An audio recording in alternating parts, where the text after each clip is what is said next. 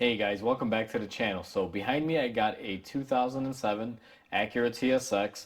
This thing has around 125,000 miles on it, and the customer complaint is that they went to go start the car this morning and nothing happened when they turned the key. It wouldn't do anything. Brought it in, it finally started, and turns out it needs a transmission range switch. So we're going to go ahead and replace that today. So before we go ahead and do that, guys, I do want to mention, if you guys haven't subscribed, go ahead, hit the subscribe button down below. It'll definitely help the channel grow. So with that said, let's go ahead and begin. The first step that you're going to want to do is go ahead and remove the driver's front tire. The range switch is actually located on the transmission. It's basically the driver's side front. So we're going to need access to the wheel well. Now, like I mentioned earlier, the customer went in the car, tried to start it this morning. It wasn't starting for him. And what he realized is that as soon as he kind of pushed the shifter a little bit forward and kind of wobbled it, the car was able to start. And when he brought it in here and I checked it out, I do have range switch performance codes. I already went ahead and I tested out the switch. We do have bad contacts in there, so that's why we're going to be replacing it. I always tell people, don't just replace parts, guys. Always test them. In my videos, you guys see me doing the repairs, and I don't really show a lot of diagnostic stuff just because it's more complicated to try to film a diagnosis than it would be to do a repair. But simply, that's how I determine this switch is bad. So let me go ahead and get the wheel off, and we're going to go ahead and begin. Now that we have the driver's wheel out, I went ahead and I put my light in there, and I'll kind of zoom you guys in. You're going to want to be looking basically from the caliper to right about here. This is our transmission range switch. It is behind a cover, and there are going to be 3 bolts that hold it into place. So all you really need to do this job is a 10 millimeter. It's quite easy. Now, I know this is a really difficult angle to shoot, but I will show you. There's a bolt here, here, and one all the way back there. They can easily be removed with a 10 millimeter.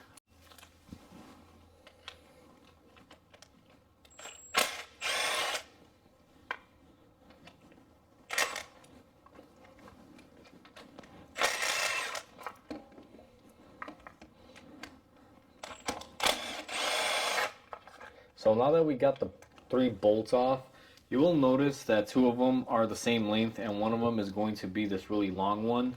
That one goes in on the side, just kind of be mindful of that. And our cover is just simple, guys, just a little plastic cover that they use to keep any big debris out of there. Now if you look here, this is our range switch.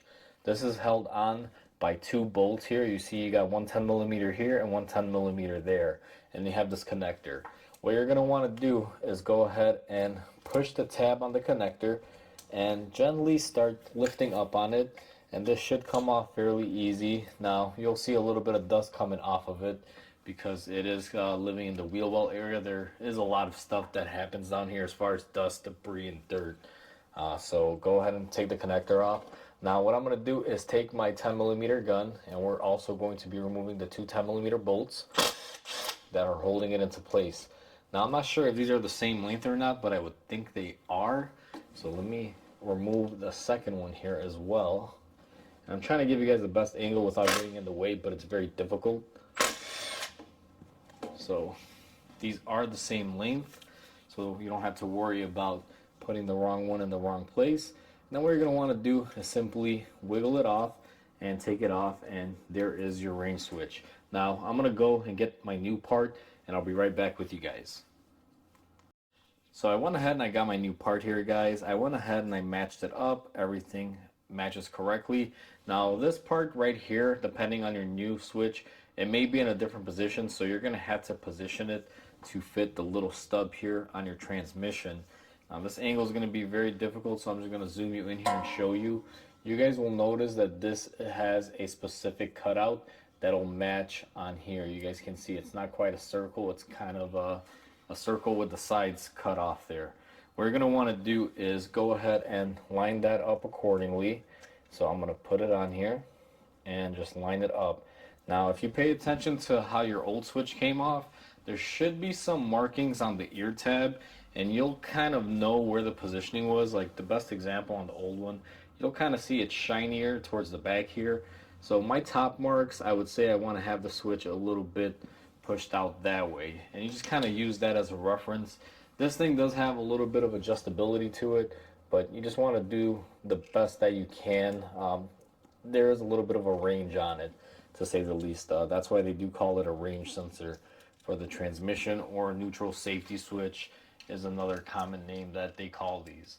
Now, what I've been doing is I went ahead and I put my two 10mm bolts back in, and we're going to go ahead and give it a final position here where I feel it's good, and we're going to go ahead and bolt it up.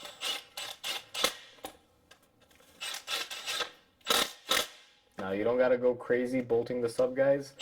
All you really have to do is make sure it's nice and snug. Now that our switch is bolted up, what we're going to want to do is come in here, look at the connector, make sure there's no dirt or debris or anything, and if there is, just kind of blow it out.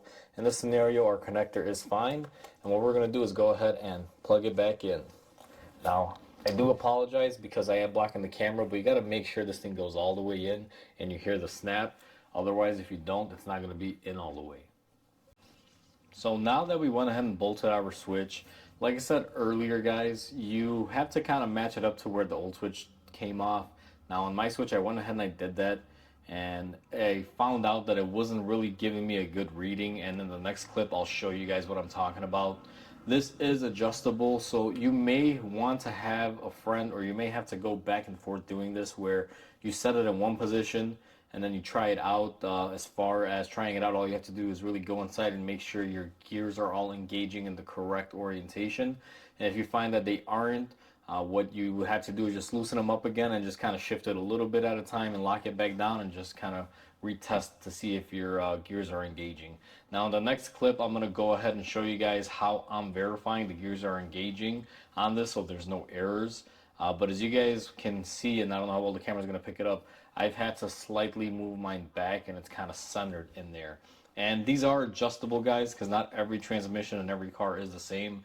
Some will be more worn than others, so they give you a little bit of slack in the circuitry, so you're able to fine-tune and adjust it for your needs. But this isn't just a bolt up and let it go type thing. You do have to verify a few things. Make sure your angle is in the correct position. And it's hard to say this angle or that angle will work. You basically have to figure it out on the car itself. Now, I've already gone ahead and I did that on here, but now that you know how this thing is adjusted down here, I'm going to go ahead and show you guys what to look for up top when you're checking your gear correction. Alright guys, so the way you're going to check your range sensor performance to make sure you actually dialed it in correctly, what you're going to want to do is go ahead and get in the car and turn the ignition to the on position. Now you don't need to turn the car on, just on position is fine. And you're going to be looking at your indicator here for park, reverse, neutral, and drive. And what you're going to want to do is go ahead and shift the car, and you got to make sure that that light lights up and it corresponds correctly. So right now we're in reverse. I'm going to jiggle it, it stays on. Same thing with neutral, stays on. My D stays on as well. Manual mode is working, and we also have D3. Now the same thing when I go up, I want to be able to see them light up exactly as I switch it. If you find that one of these lights is not lighting up, and you have to kind of like shake your shifter in this sense, like this, to make it light up, you're going to have some more adjusting to do. As you guys can see, as soon as I shift, mine is really crisp. It'll basically display what gear I'm in. And that's how I verify what my sensor is doing and make sure my range sensor is hooked up correctly. Now that you've tested it and you shifted it through gears, another good way to also test this and just perform it, make sure you're in park. And the way I would leave it in park is most people normally just slam this. So I'm just going to park it like that while the car's off. And then we're going to crank it up just like that and make sure the car starts. You got to basically treat this as if you're the customer, guys. You're not going to sit there and shift it very nicely. Most people just shift and, you know, slam it into park or throw it into park really quick. They're not really releasing this slowly. It's more like a boom, boom, boom type of situation.